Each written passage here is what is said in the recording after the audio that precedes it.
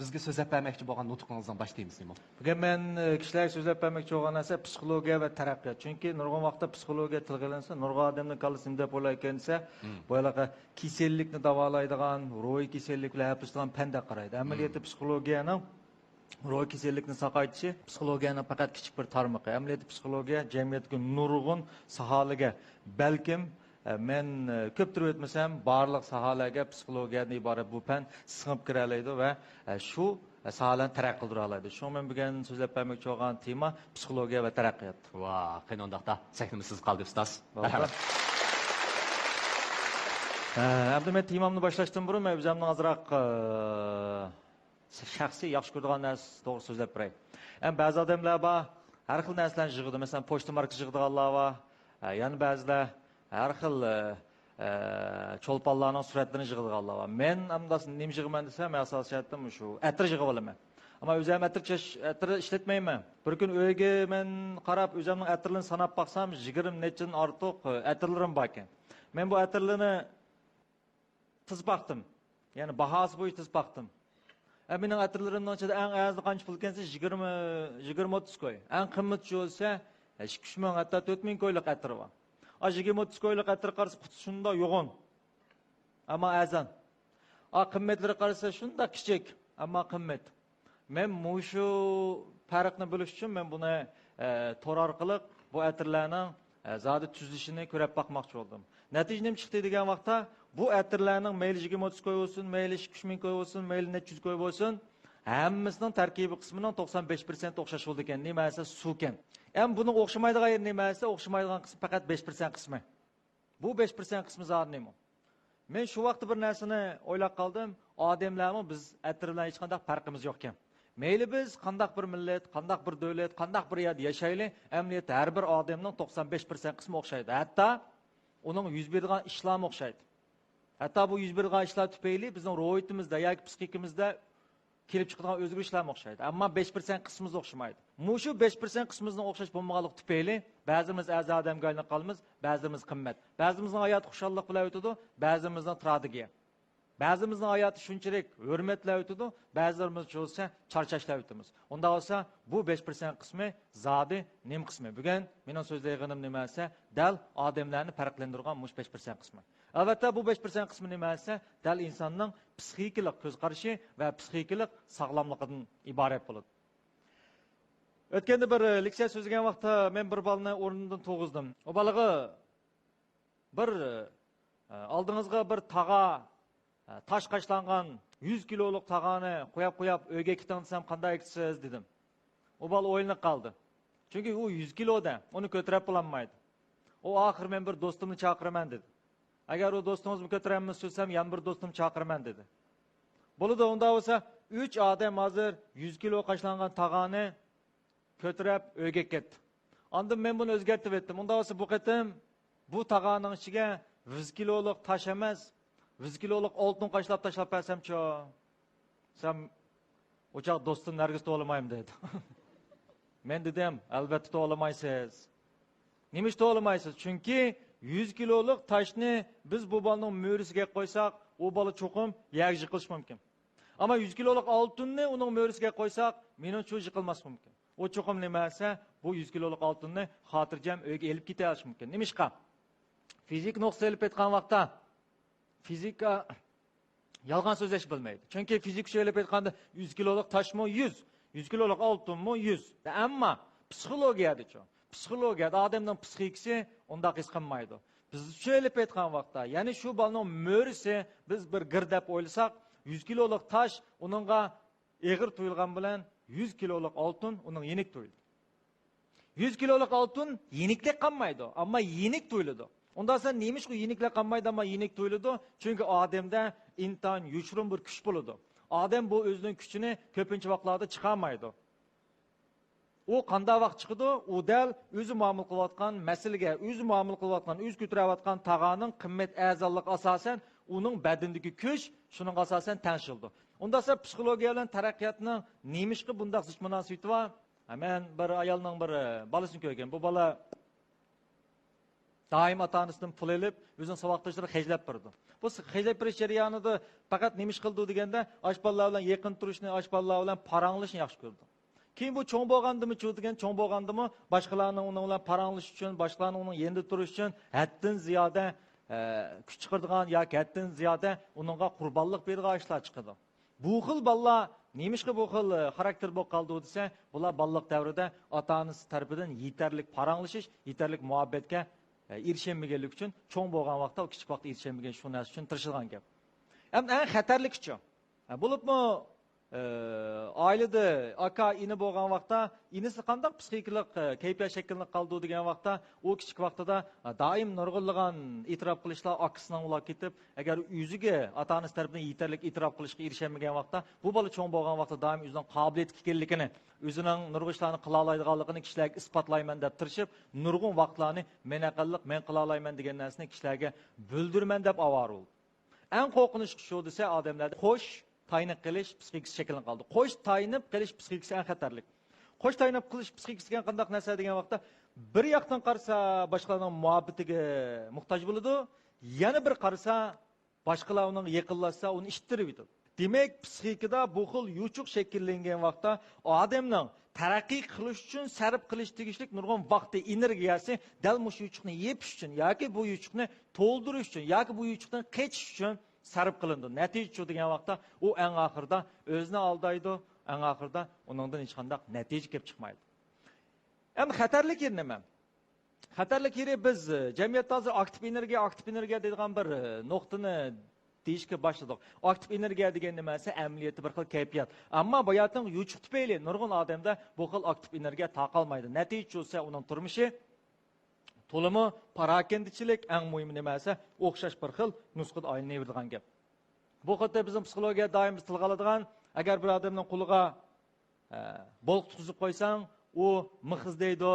Agar uning qo'liga bir tal gul tutqizib qo'ysang, u suv izlaydi deydigan mundaq bir o'qishga o'xshab qoladi. Chunki biz bir odamning qo'liga bolq tutqizib qo'ysak, u hamma yerdan mix izlaydigan bo'ladi. Ham odamlarmi uning ko'ziga mixdek ko'rindi. Bu nima deganlik? Chunki balliq davrida ma'lum bir muhabbatning ehtiyojiga erishilmaganlik tufayli ota-onasiga bo'lgan bir xil o'chmanlik, norozilik u cho'ng bo'lgan siri dunyoga bo'lgan norozilik shakllantirdi. Bu xil norozilik tufayli cho'g desa, u bir bolq tutgan odamga o'xshaydi. Bu bolq tutgan odamning ko'ziga hamma narsa nimasi mixdek ko'rinishga boshlaydi.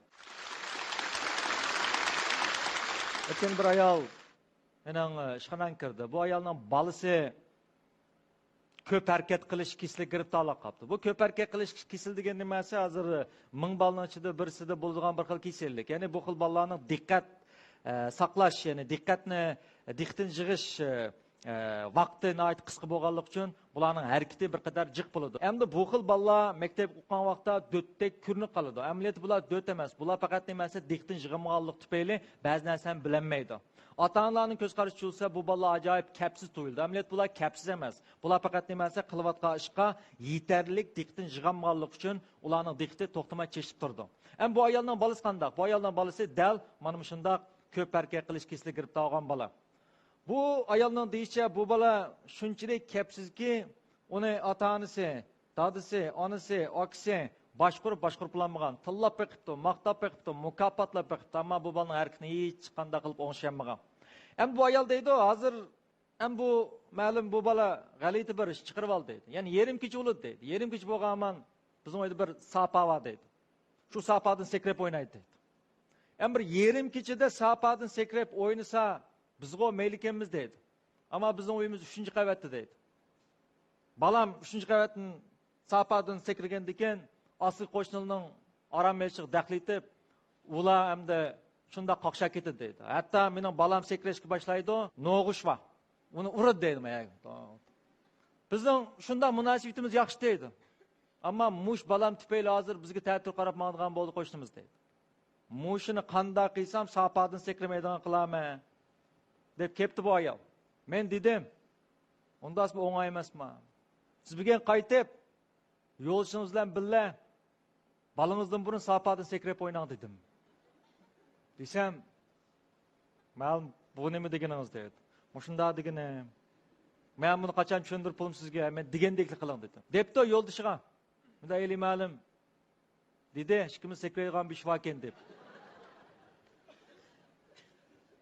Yo'ldosh tillab qapulab. Kallangni ketdingmi sen? Ma birisini boshqa problem olsam ham sen chiqdingmi deb.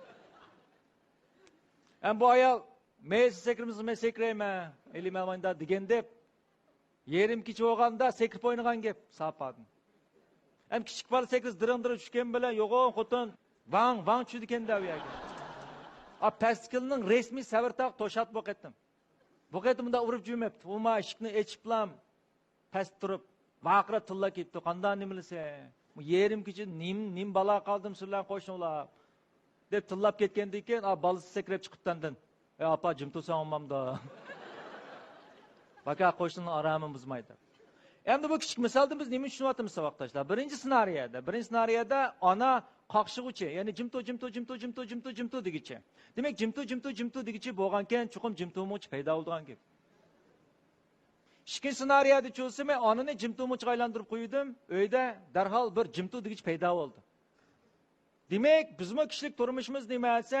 Bizmo qapqimizni turib olib, qaqshab жүрген vaqtda dunyo xuddi kichik boladek bizga moslashib turdi. Agar biz kulib paganda cho'lsa, o'xshash dunyo bizga moslashib turdi. Shunga bu xil psixik sog'lomlikning, bu xil psixik holatni o'zgartirish amaliyot nimani keltirib chiqardi bo'lsa, bizning atrofimizga muhitning o'zgarishi keltirib chiqardi. Unda esa biz bu xil shakllanib qolgan psixik holatni qanday qo'ngshaymiz? Unda men bugun sizlarga 3 xil buni tanishishning va buni bataraq qilishning usulini so'zlab beraman. Mening birinchi so'zlayganim psixik qavziyat. Psixik qavziyat degan nima esa, psixik qavziyat odat qavziyatga o'xshab qoldi. Ya'ni odat qavziyat degan nima? Odat qavziyat deganimiz kirimba, chiqim yo'q. Psixik qavziyatmi o'xshash qavziyatga o'xshash kirimba, chiqim yo'q. Unda esa psixologiyadagi kirim nima? Psixologiyadagi kirim dal biz bir kunda yoki mush hayotimizda biz sirtqi ta'sirning, sirtqi muhitning ta'sirida bizni shakllangan turli hissiyotlarni biz kirim deymiz. Bu hissiyotlar nimalar? Azob, xushallik, qayg'u, hayajon, ochiq va hokazolar. Demak, nurg'un odam bu xil his tuyg'ularni sumirdi kirimba, ammo ba'zilar chiqaranmaydi. Nima chiqaranmaydi? Asla chiqara oladi. Ammo balliq davrida cho'lsa, ota-onasining hissiy besish tufayli. Yoki biz buni sal qo'rqinish qilib aytsak, hissiy xo'rlish tufayli balliq davridagi xushal, ochiq, yig'illarning to'liq ifodalashiga ota-ona yo'l qo'ymaydi. Bizning balliq davrimizda biz bilamiz, biz yig'ilsaqmi ota-onamiz xafa bo'laydi, kulib vaqirab o'yinsaqmi xafa bo'laydi, ochiqlansak sanga nima ochiq deb xafa bo'laydi. Ish qilib biz hech qilmasligimiz kerak. Demak, balliq davrimizdagi bu xil his tuyg'ular ota-onamiz tarafidan sal besilganlik uchun bizda psixik qavziyatning asosi silinib qoladi. Mening ba'zi do'stlarim bor. Men shunda qiziqqa qilib kuldirib, shunda kuldirib aytsammi?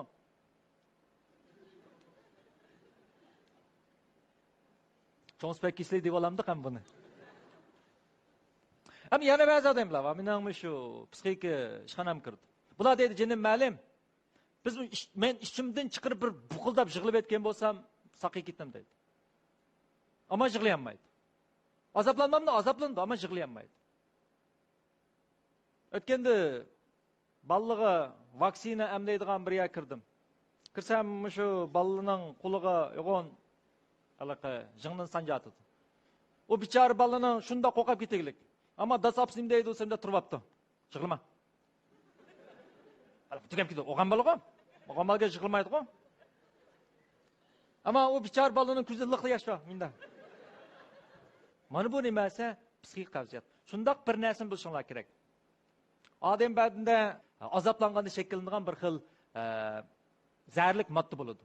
Bu moddani faqat va faqat nima orqali chiqarayotgan bo'lsa, biz yig'ilganda bizning ko'zimizdan chiqadigan yoshning tarkibi orqali chiqarayotgan bo'ldi.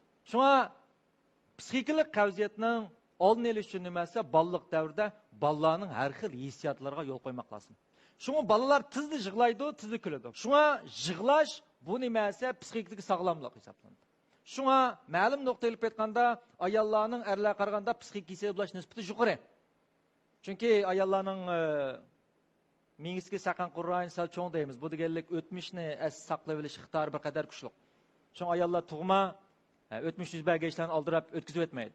Şu bir ayol yo'l ishlar urushib qolgan bo'lsa, 10 yillik burun ishni ta'galaydi. Sen 10 yil burun men daqiqanton deb turadi. Ayakimiz bir do'stning to'yiga bormoqchi bo'lsa, u to'y qancha pul qo'yishni iliq daftar qaramayli bilalaydi. Ammo psixik kasallik tufayli, ruhiy kasallik tufayli o'zini o'ltirib olganlarning soni erlarning, o'g'illarning, ayollarnikidan chiqadi. Nimishqa? Chunki ayollar psixika masalalari ko'p giribtor olgan bilan bular bir-biridan paranglashadi. Bir-birisiga o'zining dardini aytib turadi. Bir-birisiga o'zining ojizligini deb turadi. Eng muhim nimasi yig'lay oladi. Tizlar. Bek tizlar. Ama o'g'illar bo'lsa, boshqalar dardini deb berish, ojizligini deb berishni og'ir darajada g'o'r qilib oladi. Hatta yig'lashnimi bularni ojizlik taqiraydi. Natijada ular nurg'un narsalarni ishga solib oladi. Buning ta'sirida bo'lsa, u og'ir darajada xomushlik, hatto oxiri ro'y parchalanish kasalligiga kirib qoldi. Shunga biz yig'layib tug'ildik. Biz yig'lashni qandaqdir bir ojizlik taqarsa qo'ymaydi. Bu xil yig'lashning odam badindagi psixikalik metabolizmni ilgari surish roli bor vaqtdaşlar. Shunga men sizlarga deydiganim, har qanday vaqtda hayajonlanganda yoki go'zal narsalarni yoki ta'sirli narsalarni ko'rgan vaqtda biz cho'qim yosh to'kishni bilishimiz kerak. Bu yosh nima desa, amaliyotda bizning haqiqiy odamga xos, odamdek bir xil xarakterimizning borligini darak beradi. Ikkinchisi, kulish yig'lashdan muhim. Nurg'un odamlar chu degan vaqtda kulishdimi bir xil xijil bo'ldigan, kulishdimi bir xil eymindigan, kulishdan bir xil xato deb o'ylaydigan bir xil ahvollar bor. Kulka odam uchun nima desa, ro'yi uzuq bo'ladi. U bizning nurg'un vaqtlarda bizning ochchig'imizni darhol nimasi yo'q qilib yutadi. Bunda oshib qolgan vaqtda ochchiqni bir o't o'xshatsak, kulkichi o'tsa, birdan o'chiradigan suv o'xshaydi. Şu nurg'un vaqtlarda biz kishilarga tasalli bergan vaqtda qandaqdir uningga his-tashlik qilmaymiz, balki uningga nimasi qizqarlik qilib kuldirib bersak, uning badindagi heliq bearam tuyg'u nimasi yo'qaydi. Shunga yig'i bilan kulkini biz har qanday vaqtda o'zaro almashtirishni bilishimiz kerak. Chunki ishkilisi bir nuqtadan mangdu, men yig'lamayman degan odam, yig'layolmagan odam, ko'zidan yosh chiqmagan odamning kulmukimi shuncha ta'sir bo'ldi. Chunki ishkilisi o'xshash bir nervdan mangdigan gap. Ikkinchisi oltin kash, ikkinchisi. Altın kash ikkinchisiga nima? Burun bir oyoq sotadigan bir odam borki. Bir oltindan yasalgan bir oyog'i borki. Bu shunda jakarlabdi. Mushu oyog'im, mush yasagan mening oltindan yasagan kashim kimga mos kelsa, shuning berib bitim bu kashni debdi. Tutun jutdikilar oltin kash kiydigan bo'ldik deb bu do'kon chirib yebdi. Ammo bu odam debdi. Buni kiygan odam chuqum naqli mos kelish kerak debdi. Neticede bunun dükkanın birden kirip bu ayağını kiyip yakıptı. Netice şu. Bazılarını pıtsal çoğun. Bazılarını pıtsal kıska. Kişilik durmuşta şundak bir türküm adamlar var. Sizler ular yuluqtunlar mı? Putunlar aşında kıstaydığa ahval kep çıkıdı. Çünkü ular kirek degen bir iskence kırık kalıdı. Kirek deydiğen. Ularının göz karşı dostluk degen vakti dostluğa manda bu kirek deyip aladı. Amaliyotda undaq do'stlik mavjud emas. Ular hatto nikah qurgan vaqtda erdiga manda bo'lish kerak deb oladi. Ayolga manda bo'lish kerak deb oladi. Mana bu kerakning ta'sirida ularning kishilik turmushi nima desa, kishilik munosabati yaxshi bo'lmaydi. Chunki bir odamning boshqalar bilan bo'lgan kishilik munosabatining yaxshi bo'lmasligi amaliyotda uning o'zi bilan munosabatining yaxshi bo'lmasligi. Shunga ba'zi odamlar xuddi oltin kashga o'xshash ma'lum bir qilibni qo'yib oladi. Ular uchun elib aytganda mush qilibqa hammadan mos kelish kerak. Bu mos kelmasa, u uning do'sti emas, u uning savoqchi emas, uning xizmatchi emas. Natija shu, u yolg'iz qoladi. Chunki uning o'zining kallasiga bu qilib amaliyotda mavjud bo'lmaydi. Chunki xuddi bir oltinning mangu 100%ligi yo'q. Shu bir odamning nimasi u mukammal bo'lishi bu mumkin bo'lmaydi. Uning faqat 9 degan son qaytildi. Ammo biz kishilik turmushimizda o'zimiz qancha mukammal bo'lmagan sari biz boshqalarga mukammallik talabini qo'yib olamiz. Shunga kishilik turmushda biz bu xil oltin kash iskanchidan chuqum qutulmoqimiz lozim. Uchinchisi qo'rqish. Endi psixika besimi kuchaygan siri odamda nima paydo bo'lsa shikilnish bo'ldi, qo'rqish bo'ldi, qilaymi qilmaymi deydi. Ular har xil banolar qilib tayyorligim bitmadi degan banolar orqali oqib surdi. Amaliyot nima desa, bularda bir xil qo'rqish bor. Qanday qo'rqish? Chunki men ashuni qilgan vaqtimda kishilar buni yoqtirmay qolarmi degandek bir xil qo'rqish bo'ldi. Batur deganimiz, qo'rqanchoq deganimiz ikkinchisi o'rtaq alaylik va u bo'lsa ikkinchisi qo'rqaydi. Qo'rqanchoq odam bo'lsa, qo'rqqanlik tufayli qilmaydi. Ammo batur bo'lsa qo'rqib turib qildi. Biz kichik vaqtimiz Vuson palvonnikini o'z ko'rgan. Vuson palvon maslab qilibda o kuznasi bir yo'lvas. Qo'rqib jen chiqdi, yo'lvas deb ketdi. Xo'shlab ketam deya, ajab kelibdi bu yo'lvas. Yo'lvas, Shunda qo'rqib, bek qo'rqib, mushunda ko'zlari chekchek edi. Ammo u bizdek hech ketmaydi. U nima esa, mushuni bir yangay dedi. Shunga meyli sahna chiq. Meyli qo'l ko'tar. Meyli bir narsa javob ber. Meyli sinab baq. Hammadan qo'rqaydi. Mush sahnada umidmi qo'rqaydi? Menmi qo'rqayman? Hammadan qo'rqaydi. Ammo sizlar bilan bizning farqimiz nimasi? Biz qo'rqib turib chiqayveramiz.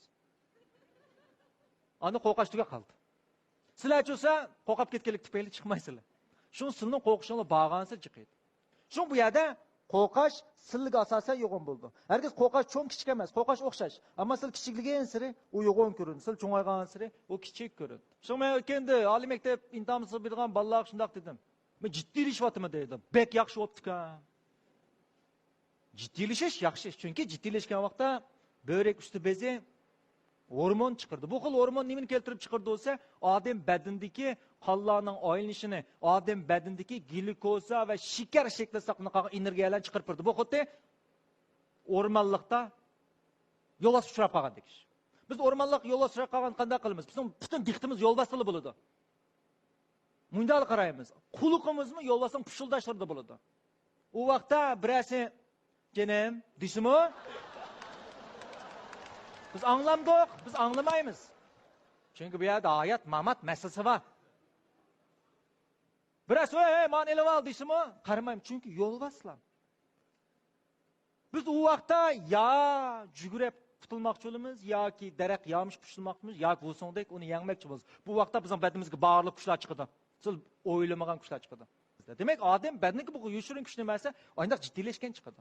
Shunga men u bolalar dedim, jiddiylashgan bo'lsa shunday yaxshi bo'libdi. Bo'z qancha yaxshi jiddiylashsan shuncha yaxshi. Qanday bola jiddiylashmaydi bilamsizlar? Sen yo'q deydi. Valda o'tamisanmi mayli deydigan jiddiylashmaydi. O'tishni o'ylaydiganlar har qanday odam nima jiddiylashish. Bu bizning diqqatimizni nima qildi ekan? Chiqdi. Dastlabda qallamiz hech nima yo'qdek tuyuldi-yu. Naq maydon kelgan undaq emas. Men ular dedim. Sizlar barliq kuchinglar bilan tirishinglar. Cho'qim imtihonda g'alaba qilinglar. Agar g'alaba qilmasanglar, go'zal oldi mag'lub bo'linglar dedim. Çünkü bizga güzel mag'lub bo'lishmi kerak. Güzel mag'lub bo'lish degan nimasi barliq tirishchanlikni chiqarib o'tolmaslik. Agar u barliq tirishchanlikni chiqarmay turib o'tamagan bo'lsa, bu intayin nachar mag'lub bo'lish bo'ldi. Shunga biz kishilik turmushda g'alaba qilsak ham bo'ladi, mag'lub bo'lsak ham bo'ladi, ammo eng muhim nima desa, biz barliq tirishchanligimizni chiqarishimiz kerak. Shunga mushada o'tgan barliq student o'quvchilarningmi cho'qim g'alaba qilishni, agar faqat g'alaba qilmasanglar, go'zal oldi nima? Mag'lub bo'lishingni chin dilimdan umid qilaman.